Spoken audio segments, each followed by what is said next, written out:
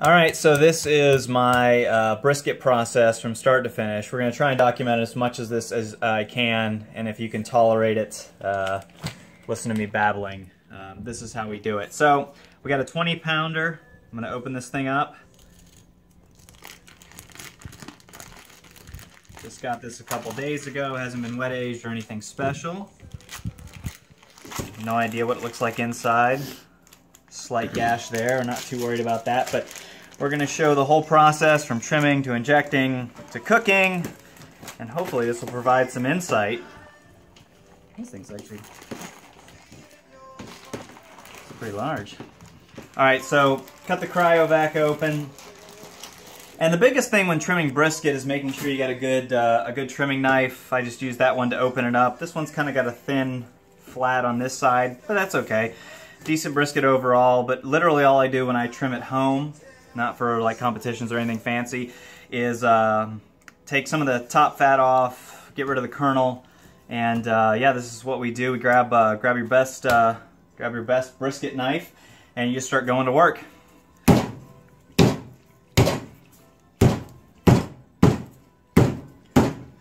And you want to make sure that when you're getting the fat, just kind of skimming the top. You don't have to get it all. Some people really talk about the silver skin and how important it is to get off. But really, if you have a good knife, I really feel that just taking off the top layer of fat and even leaving some of that silver skin, the rub still really applies to the meat and it sticks. To those that can tell the difference between every ounce of silver skin off, I just tip my hat to you. But for me, I'm just trying to get this top layer off right now. And maybe a little more. It only takes a couple minutes. The point, sometimes back in here, I'll just take this little bit of fat off. And sometimes I'll even come in and separate a little bit of the flat from the point. But other than just this little bit of trimming now, I mean, it's pretty much, yeah, it's pretty much done. So we'll cut and I'll come back when we're going to inject. Oh, go. All right, so injection time. I have kind of a base that I'll use for my briskets when I do give them injections at home, which is a lot of the time. I feel that brisket, I like when I give it a little bit more flavor and just randomness. It's good by itself, but for me, I need a little extra spice as the variety of like unicorns or something. So beef base miners is awesome. Typically for one brisket, 15 pounds or right around that range. I'll give it a quart of total liquidness, and I'm going to give 1 tablespoon. It's 1 tablespoon per quart, so I think that's probably like 2, and so I don't always measure. Today is no difference. So we're going to give it that. I normally give it some form of rub. This is just something I grabbed off the shelf, Jack Daniels. We're going to see if we can take the lid off this thing to make it go a little faster. And normally maybe like a 1/4 cup, so 1, 2, 3, 4-ish tablespoons. Worcestershire, maybe a couple tablespoons, that's probably like 3 or 4. And then sriracha, some form of hot sauce, it just kind of rounds it out. It doesn't actually make it spicy, so much that I just like the flavor. You don't have to do it from that height, but if you're daring, give it a go. Put it in the blender. If you don't have a Vitamix or something that really can get down that that rub, you can grind it in like a spice grinder or something like that, unless you got a big old honking needle that you want to violate the brisket with like a lot. Other than that, I'm going to turn this on. It's going to make a lot of loud noises, and we'll probably, I don't know, probably cut.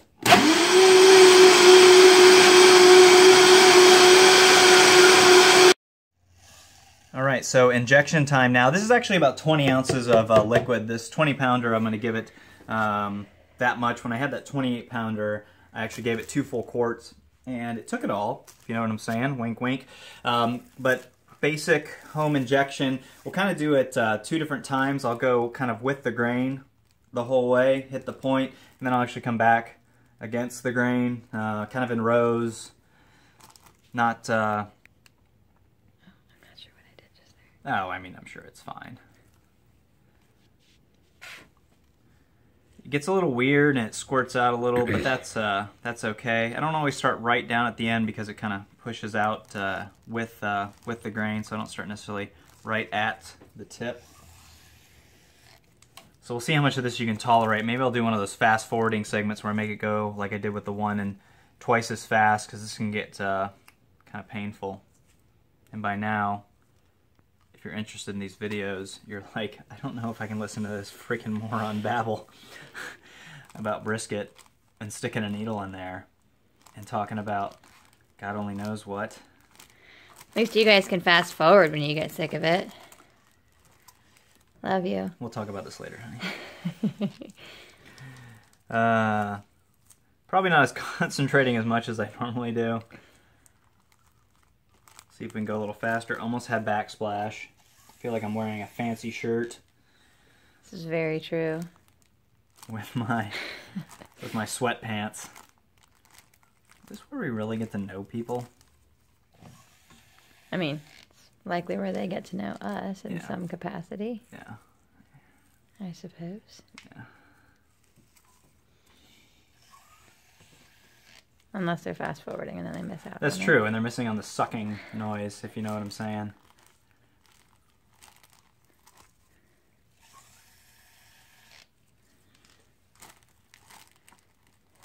Oh, did you see that spray? That is what bleach is for. Oh, God.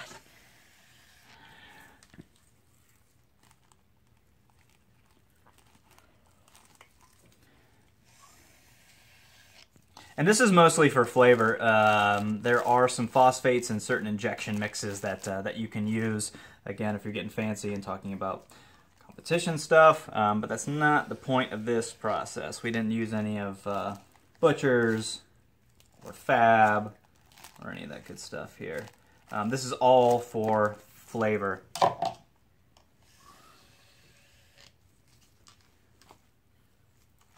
Sometimes it's for shame. Alright, that's probably good there. Stop. No. Oh, no, I mean, like, well, now I'm going to inject the point. I mean, you can stop. Again, I really feel as though, with only a few minutes probably into this, that people don't want to see it. 3 minutes. But we're going to show them all that they want to see. I get a little more scattered when I inject the point. It's just kind of fill it up. Just going to toss that softball into the air.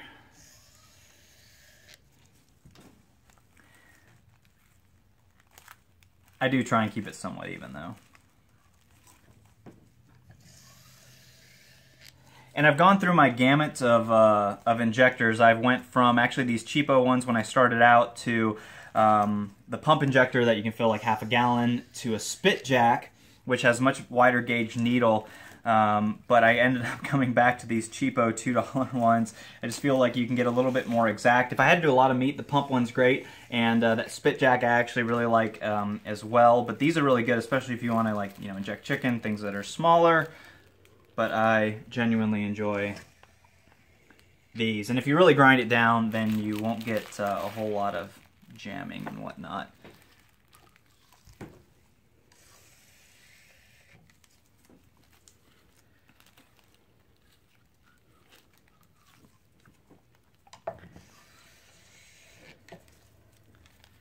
Alright, so we'll start with the last part of it.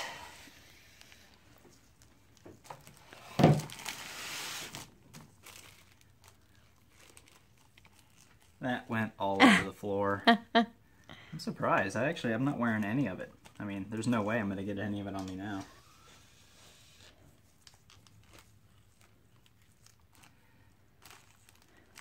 If I was really paying attention, I would go half-inch segments all the way around, but tonight, and again, most home uses, I'm just trying to get it fairly even. Nothing crazy. You can negate this entire process. I've made plenty of brisket where I inject none, do that 2 minutes of trimming, throw it on the smoker. So do this step, don't do this step. Injecting is just kind of another way to play with barbecue. And another way to talk about playing with your meat.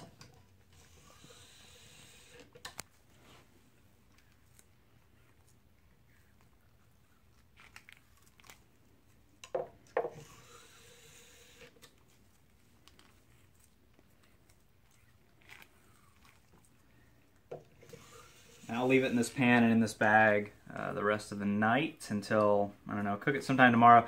Going to run 300 plus, and we'll hopefully get this thing done in 6 hours or so. And there's just a little extra, so we'll just kind of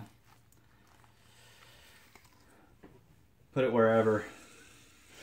YOLO, right? Oh my God, if you really feel this is not going well.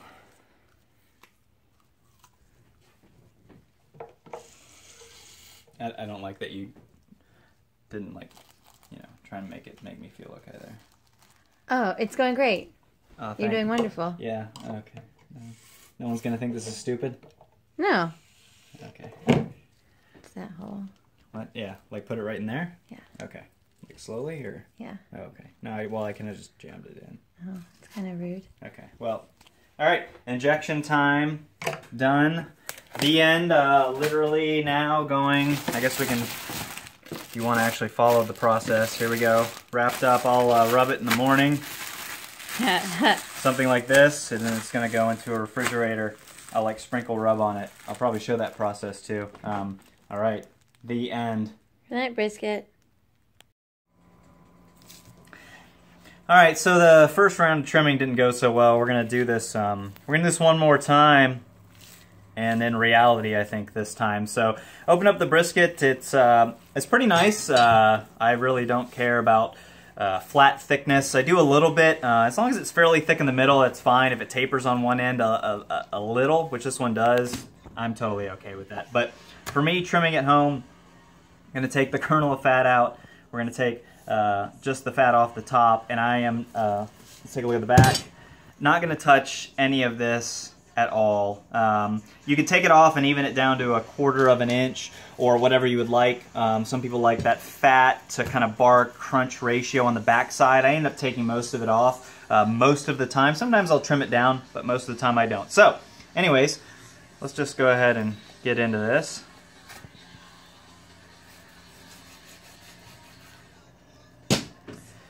So that hard kernel of fat, I'm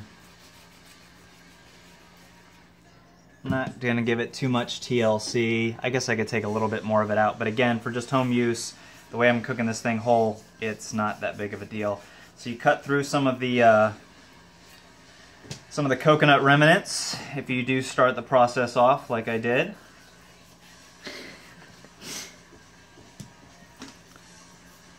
But mostly it's about skimming the fat. I actually am not joking about I don't take much of, and I'll save some of this. Any of the meat I cut off we'll do for sausage. This one's got a couple of scrapes in it. It's actually, sometimes the brisket, it's got like this little weird hole thing right here.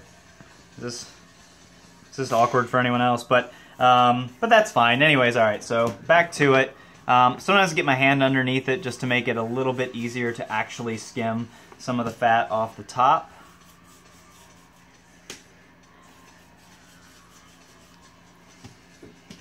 But all the silver skin does not matter to me. So any of this in here, if you have close up on that, I'm just going to let that live freely. It's a free range silver skin there. We're just going to let that be.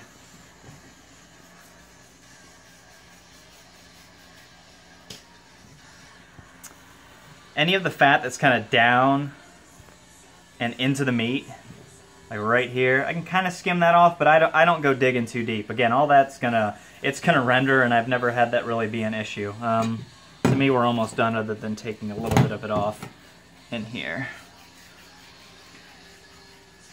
Trimming's fun just because you can take off as little as much as you want. You can get crazy and get really fine down, trim all the fat off both sides, have bark all the way around. It's really one of the awesome things about barbecue, which is try a bunch of different ways and figure out what you like. For me at home, this is just kind of the way I roll. Maybe I'll take a little bit of this off.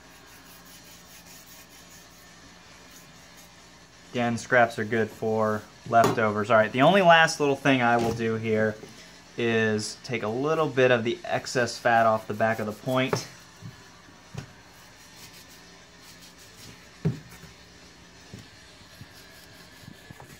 Get a little more seasoning on there. And then what I will do sometimes is come in between the point and the flat, and just start the cut. And there you go, the end. That's all I do. To those that take more off, that's awesome, but you can make an awesome brisket just like this. I mean, we'll actually find out like tomorrow. I don't know if it's gonna be any good. I feel disappointed already. And here is the brisket after a night of sitting in its injection in the bag. Now it's in the pan. We'll pan cook sometimes, not all the time. This is the exciting rub. This is just generic. It's called adobo rub. I get it at Restaurant Depot. And I don't have any special application method since I didn't trim anything off the fat cap. This is about all the more exciting this gets. I actually put it on pretty thick on the top. I'm kind of missing a spot right And it's just gonna have to accept its place in the world, honey. Okay. The end, I guess, for this. Okay, action. I like there's still some white smoke coming out of this thing. It'll calm down though, but I think it's just hilarious to go ahead and throw this on. Right at 300. I don't have any water in the pan, and I'm just gonna, the light might not be great, but this is what it looks like when I shove a brisket into the cooker. And then I shut the door, and then it just kind of cooks now for a while. But no, I'm gonna let this ride for probably 3 hours or so, and then probably drain out some of the juice, put it back in, foil it up, send it on its journey, its brisket, delicious, disappointing journey of cookingness. I think that's what that's a good thing to call this process. So yeah, that's it for now. All the sad white smoke is now gone. It's a little thinner anyways. No, it's 15 or so minutes after I put it on. I think I put it on at 10:30. So hopefully 1:30 we'll have something to show. But riding closer to 3:40. I set it for 3:15, knowing that it's going to overshoot a little, which is fine. So I don't know, 3:15, anywhere around there. That's just kind of what I felt like today. And we'll let it ride out. Yeah, 3 hours should be good. And then we will take it out, foil it up, pause for an awkward silence. I like where this is going. Who doesn't like combining different styles of videos? I figured since we're cooking barbecue, I did get a new assault rifle for Christmas, and I figured I'd show it as part of the cooking process. I'm actually going to shoot the brisket with this assault rifle that you can see here. If no one's seen this bug assault rifle, it's pretty amazing. You can actually use it to shoot bugs with, and I'm actually going to use it to season the brisket. It's one of the crucial parts of the cooking method. And you load the salt in, give it a pump, hit the safety, and then it basically shoots salt.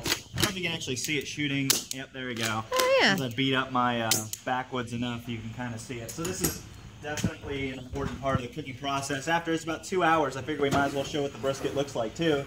Oh yeah, it's definitely getting some color. And now we're just going to salt the brisket. I enjoy that this is kind of ruining the bark. That's kind of funny. But you can never have too much sodium in your diet. It's actually working pretty well. It's just totally mushing up the bark. I don't know how much more of this we can take.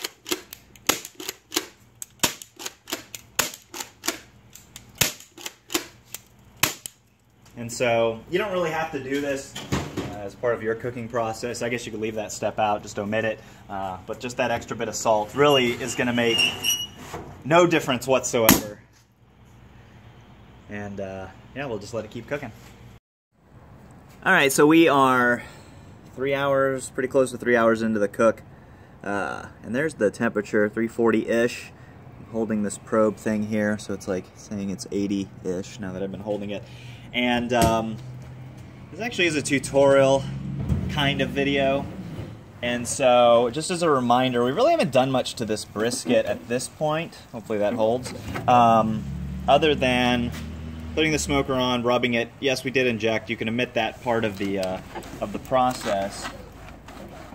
And it's got some pretty good color. It's been rolling 350 most of the time. It really isn't a whole lot of juice in here, and so I'm actually going to add some beef stock just to help it render. or not really render more, but just to have some added liquid in there, or else it'll just kind of burn on the bottom. If I cook at a lower temperature, sometimes it will, there'll actually be a lot of juice in here that I almost have to pull out some of it, because there's too much right now. So, anyways, now I'm going to probe the brisket. Just try and hit the middle of the flat somewhere. I'm gonna go right about here, right about there, and I guess I could grab my my Thermapen real quick, and let me go do that so I can tell you the exact. Enough dead air space, I think, already on this. I on this paused video. it while you were gone. Okay, good. It's back on now, though. Oh, well, even funnier now. That didn't even make sense. So some folks don't like going by temperature. I don't mind it. I think it's quite the handy dandy tool. So we're like 140-ish, which is about right after 3 hours. 160. Well, let me go in a little bit actually further. So 160 certain areas, dead in the middle, more like 140. Can't see it. Yes, there you go. And now I'm just going to foil it up. And this is the part where some folks say that you can't cook to temp, and I say and agree with that. 202 is when I'm going to start checking this thing, though. And I can't remember the last brisket out of all the ones I've done that has finished any earlier, especially at the hotter temps. The finishing temperature is a little bit warmer. But we'll definitely check it at 202. Not a second sooner, which is funny because it's actually a degree sooner.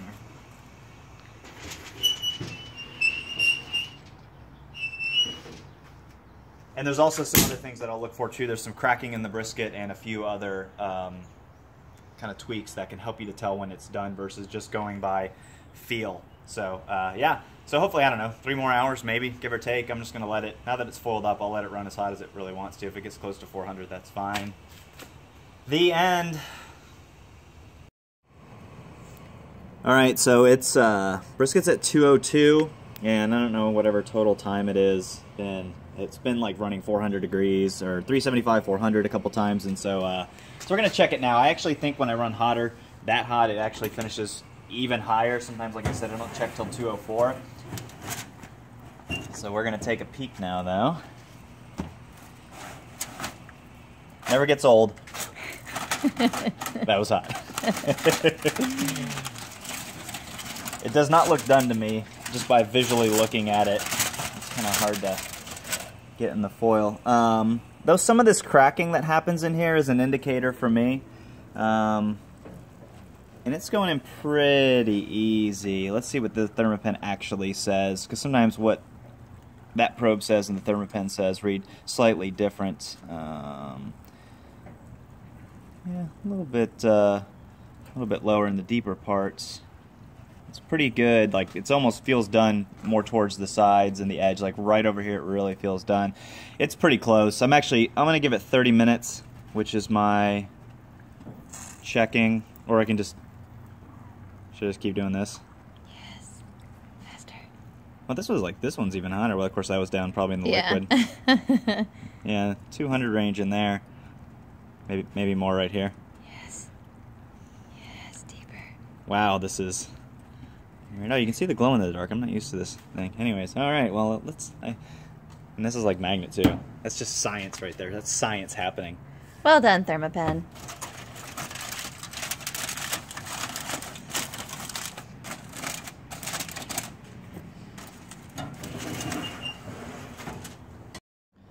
So in 30 minutes, the temperature jumped to 206 there. I don't read too much into how much the temperature jumps in terms of degrees versus wanting the extra 30 minutes is kind of my time frame. And I guess what I'm saying there is that 4 more degrees to me doesn't say it's going to be overshot at all.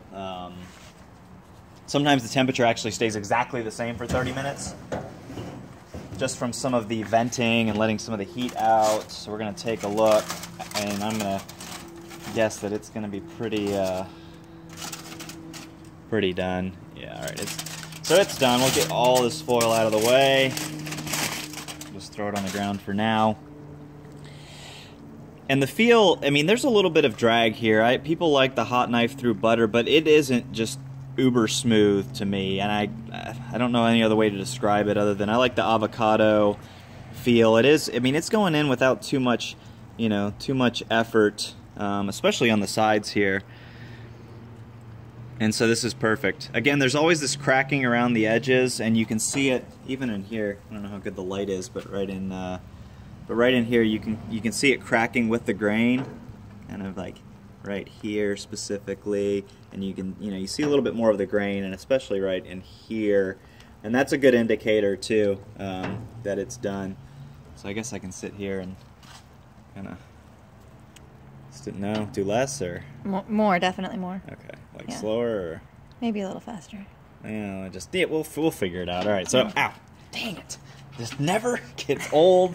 I could have on hot gloves. I'm just not that smart. All right, I'm actually gonna pause it real quick because I'm gonna go grab. Oh, we're back rolling. Oh, good. I just went to go grab a thing to dump some of this. Go ahead and get the juice out and it's kind of separated. I do not always, and most of the time I don't return the burnt ends to the smoker, so I'm going to leave this thing whole. I'll leave a little bit of the liquid in here. But here comes another part that is slightly controversial to brisket cooking. This is the way we do it at home, the way we do it at events. Other than the time just sitting here, again, looking at the brisket for the few minutes it's going to sit. I'm going to put it in a cooler right now. I haven't even probed the points reading like 208-ish, and this is reading, yeah, close to 200, and in certain areas a little more to 204, 205. So people will say vent, take it down to 170, which, I mean, you literally have to leave it for a couple hours to get it down all that way. I'm foiling it up and I'm going to shove it straight in this cooler without any additional venting. And for me, it doesn't continue to cook, it doesn't overshoot, and this cooler is not even as well insulated as a Cambro that I normally put it into. And at events, we'll hold it for, they're normally done and off by 9, holding it till 1, so about 4 hours of holding. What? Is it gonna fit? Oh, I don't know, we'll find out. It might be a little snug. Just gotta, sometimes if it doesn't fit, you just keep pushing until it bends a little, and then you just kind of recrimp the foil, and then when it breaks, you just get more foil.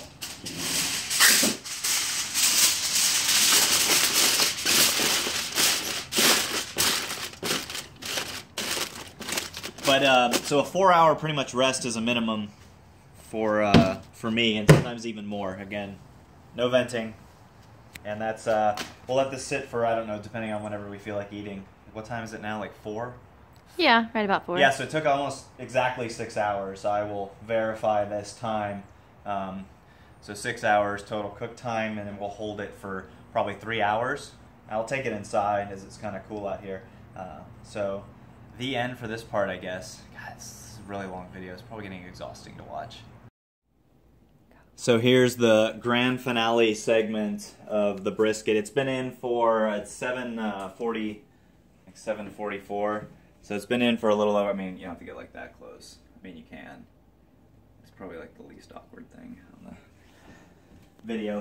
3 hours, 15 minutes into the brisket that was put into here. I've disturbed it none. So this could be a complete dumpster fire. Or maybe it'll actually look like brisket. Do I need like more? Bring it closer. Yeah. Do less. Yeah. So here's the big reveal. So much foil. Right. Definitely to note, with this method, you're going to get softer bark. It's not going to be quite that firm texture. So when you touch it, some of it will kind of give away. Though it actually stayed fairly well on this. So yeah. I'll go ahead and take the point off. And since it's just the two of us, we're not gonna eat all this tonight. But the point normally I would take off and cube up. So I'd take it off, and I'd trim a little bit of the fat off the bottom. But I would basically just make some strips. And I actually like the burn ends as they kind of sit right now, where they're not getting a whole lot more super firm texture. 150 it's reading-ish, or I don't know if we can see. Oh, there we go. Nice. So, temp came down a little bit. But this is the money shot. This would be awful after like 30 minutes of video if just this flat is just sucks bad. Oh, one thing to point out, in the pan, if one part of the flat sits a little bit lower, I kind of propped it up. Sometimes with pan cooking, people will put a tray in here, kind of like a cookie cooling rack, and it'll sit up and above the juices. But sometimes this one was so thick, and I just propped up the one end that was a little bit lower there, so that's why that juice is inside. I'm gonna flip it over and go ahead and take some of the fat off, and I guess I could go ahead and probe it too. I like that I don't know what I'm doing right now. So, temp on this, 159, right in the middle, 160. So what I'm going to do is take the fat off so you don't get that fake, this brisket so juicy because I left all the fat cap on it thing going on.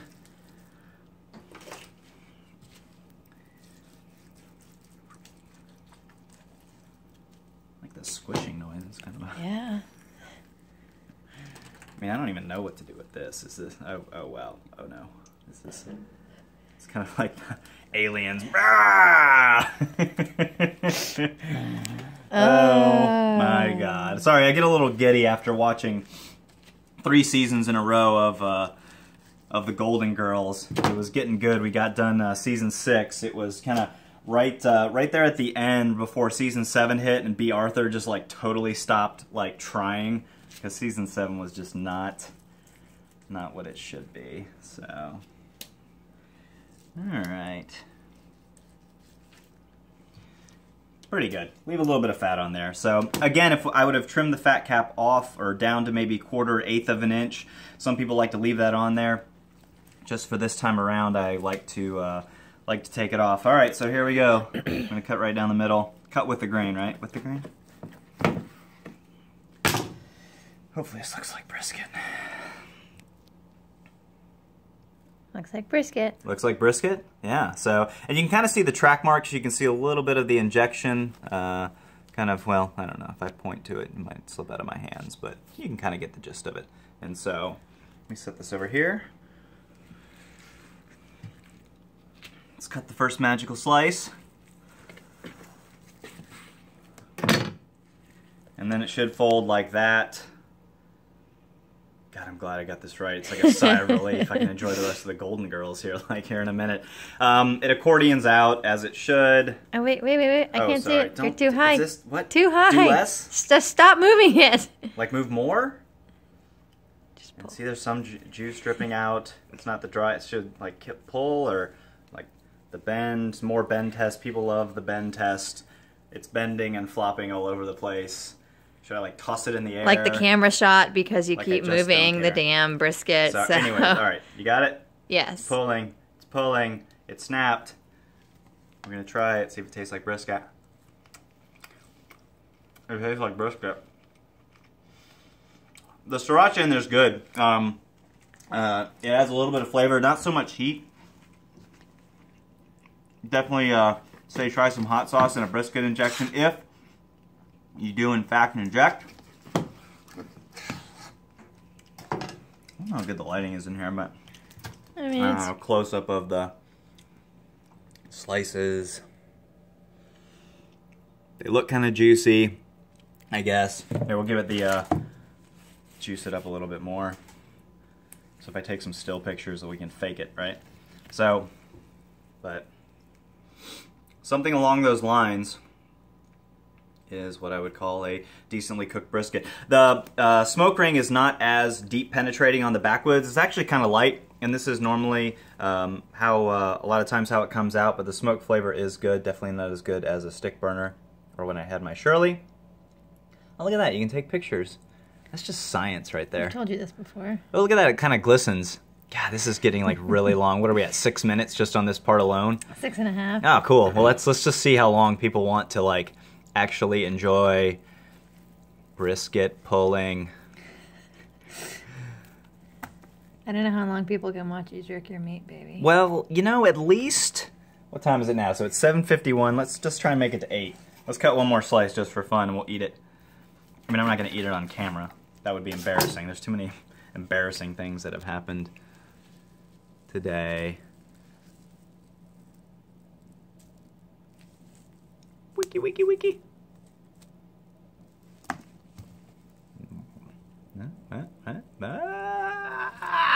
Okay. So I guess that's the end. I don't think we're gonna eat all of this. Probably maybe I'll seal it up and see how much a 20-pound brisket actually yields if it's at 50%. But yeah, here you go. Well, Hopefully, that lighting blows. Actually, hopefully it should look like that. Maybe. Ish. Should I cut into the point just for fun? Of course.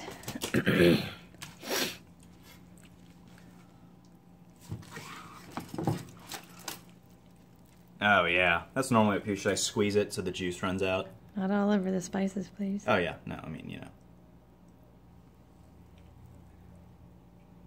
Oh, there you go. That's a good one. It's always David Venable on QVC. He's like, look at the juice in this brisket. It's like, no crap. You're squeezing the point. It's like really hard to overcook that. Anyways. All right, that's probably the end. Thank you for everyone that suffered through this.